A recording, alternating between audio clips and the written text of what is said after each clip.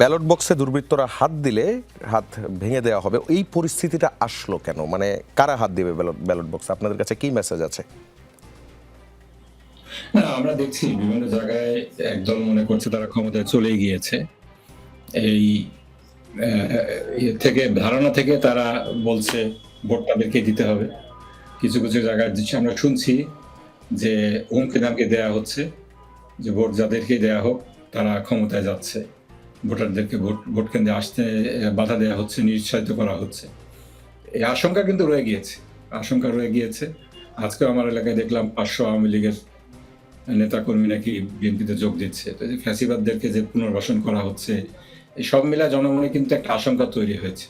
এখান থেকে আমরা বলেছি এখানে গত ৩ টি ইলেকশনে জনগণ ভোট দিতে পারে নাই। এইবার যদি সে একইভাবে একই কায়দায় জনগণকে ভোট প্রদান করতে বাধা দেওয়া হয়, তাহলে জনগণকে সাথে নিয়ে আমরা এটার প্রতিরোধ করব। সেখান থেকে এই কথাটি বলা হয়েছে।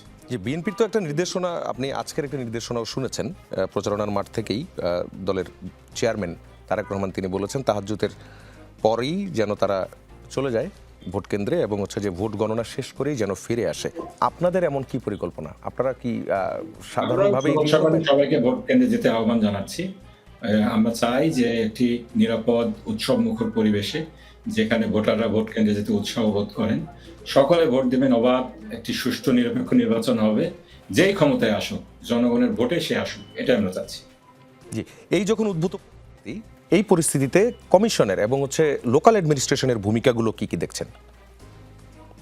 না, আমরা যেটা দেখছি, দেখেন এই ইলেকশন কমিশনে সাদ্দামের তার স্ত্রী পুত্র দুঃখজনকভাবে আত্মহত্যা করেছে, তার স্ত্রী, তার সন্তান কে হত্যা করা হয়েছে, তার স্ত্রী হত্যা করে তাকে নিয়ে এই যে প্যারোলের বিষয়টা নিয়ে একটি যে জলঘোলা করা হলো, তো পরবর্তীতে আমরা দেখছি যে কিছু সন্ত্রাসীকে কিন্তু পুলিশ প্রশাসন তাদেরকে আবার অ্যারেস্ট করার ব্যাপারে কিংবা আদালতে জামিন দেওয়ার ব্যাপারে খুব উদার দৃষ্টিভঙ্গি নিচ্ছে। এইটা কিন্তু আশঙ্কাজনক। আপনার সন্ত্রাসীরা চিহ্নিত সন্ত্রাসীদেরকে তাদের ব্যাপারে সিম্প্যাথি ক্রিয়েট করে এই জামিনের ব্যবস্থা করা হচ্ছে।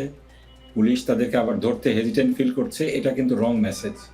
তো আমি যেটা বলবো যে হাদির হত্যাকাণ্ডের থেকে এটা পরিষ্কার হয়ে গিয়েছে। এই ফ্যাসিবাদী শক্তি ইলেকশনকে বানচাল করার জন্য, এই আইনশৃঙ্খলা পরিস্থিতির অবনতি ঘটানোর জন্য চেষ্টা করছে।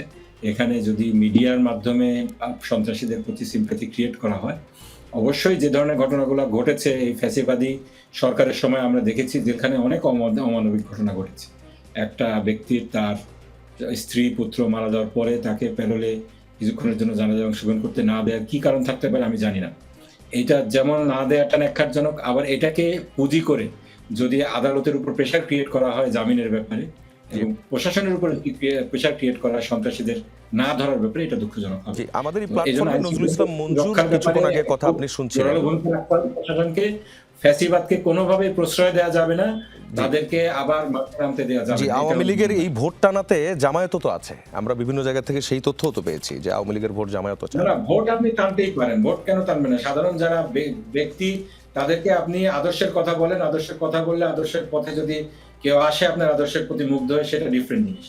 কিন্তু তাই বলে আপনার যাদের বিরুদ্ধে মামলা রয়েছে, যারা জেলখানায় ছিল, তাদেরকে আপনি ছাড়ানোর ব্যবস্থা করে দলে নিয়ে আসবেন, এই চিহ্নিত সন্ত্রাসীদেরকে দিয়ে এলাকায় আপনি সন্ত্রাস সৃষ্টি করার চেষ্টা করবেন, এটা তো গ্রহণযোগ্য হতে পারে না। আমাদের কথা হলো যাদের বিরুদ্ধে কোনো মামলা নেই, যারা নিরীহ মানুষ, তাদেরকে যেমন হয়রানি করা যাবে না, অন্যদিকে যারা চিহ্নিত আসামি, যারা জেলখানায় ছিলেন, তাদেরকেও এই অজুহাতে, এই আপনার ইলেকশনের অজুহাতে তাদেরকে ছাড়া যাবে না। জি, নজরুল ইসলাম মঞ্জু তার বক্তব্যে আপনাকে আপনাদের দলের বেশ কিছু ফিল্ড লেভেলে কি কি হচ্ছে সেগুলো বলতে যেয়ে তিনি বললেন যে বেহেশতে যাওয়ার টিকিটের কথা অথবা ধর্মীয় অনুভূতি ব্যবহার করার কথা। এই বিষয়ে আসলে কি বলবেন? দেখেন, এই ধরনের একটা ন্যারেটিভ তারা তৈরি করছে।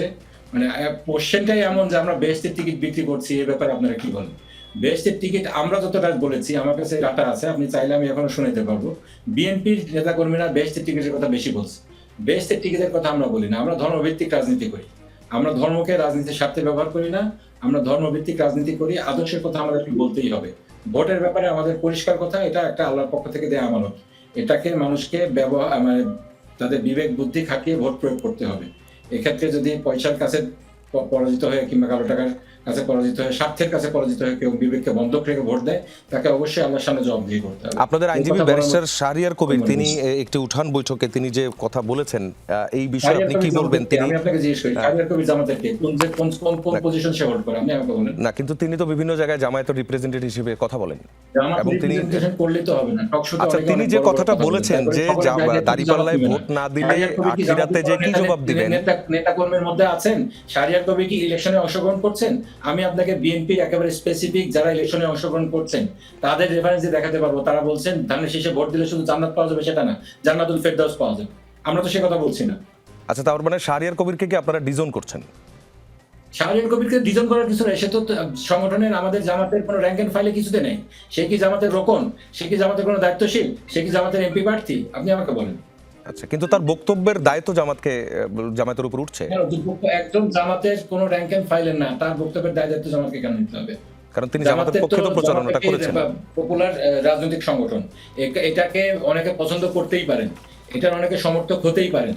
তাই বলে যারা জামাতের পক্ষে ব্যাট ধরবেন বিভিন্ন মিডিয়াতে, তাদের সবার ব্যাপারে দায় দায়িত্ব জামাতকে নিতে হবে? Not necessarily. জামাতের যারা র্যাঙ্ক এন্ড ফাইলে আছেন, জামাতের যারা দায়িত্বশীল আছেন, আমাদের কেউ যদি আনগার্ডেড কথা বলেন তাকে আমরা শোকজ করছি। শাহজাহান চৌধুরী চাচা, তার মধ্যে এরকম একজন ত্যাগী নেতা, এরকম কেন্দ্রীয় নেতা, তাকেও আমরা শোকজ করেছি, তাকেও ছাড় দেওয়া হয়নি। কিন্তু জামাতের যারা র্যাঙ্ক এন্ড ফাইলে না, তাদেরকে তো আমরা শোকজ করতে পারি না। জি, আপনার উত্তরটা পরিষ্কার।